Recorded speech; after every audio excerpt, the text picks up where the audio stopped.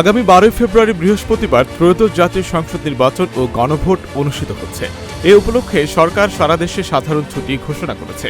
জনপ্রশাসন মন্ত্রণালয়ের জারি করা প্রজ্ঞাপনে বলা হয়েছে, ভোটের দিন সরকারি, আধা সরকারি, স্বায়ত্তশাসিত ও বেসরকারি অফিস সহ সব শিক্ষা প্রতিষ্ঠান বন্ধ থাকবে। এই ছুটির আওতায় থাকছে সচিবালয় সহ সব মন্ত্রণালয়, অধিদপ্তর, আদালত, ব্যাংক ও আর্থিক প্রতিষ্ঠান।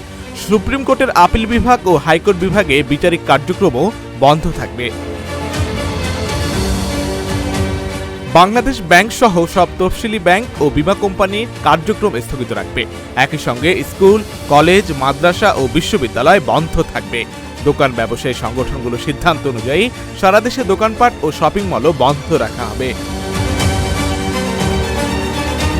তবে জনগুরুত্বপূর্ণ কিছু সেবা এই ছুটির বাইরে থাকবে। হাসপাতাল, ফায়ার সার্ভিস, বিদ্যুৎ, গ্যাস, পানি ও জরুরি টেলিযোগাযোগ সেবা চালু থাকবে। সংবাদপত্র, টেলিভিশন ও অনলাইন গণমাধ্যমের কার্যক্রম স্বাভাবিক থাকবে। আইন শৃঙ্খলা রক্ষাকারী বাহিনী নির্বাচনী দায়িত্বে নিয়োজিত থাকবে। নির্বাচন কমিশনের আওতাধীন সব অফিস ও নির্বাচন পরিচালনায় যুক্ত কর্মকর্তা কর্মচারীদের জন্য সাধারণ ছুটি প্রযোজ্য হবে না। তারা ভোট গ্রহণ ও সংশ্লিষ্ট কার্যক্রম পরিচালনার দায়িত্ব পালন করবেন। আশিক আরেফিন, ঢাকা জার্নাল।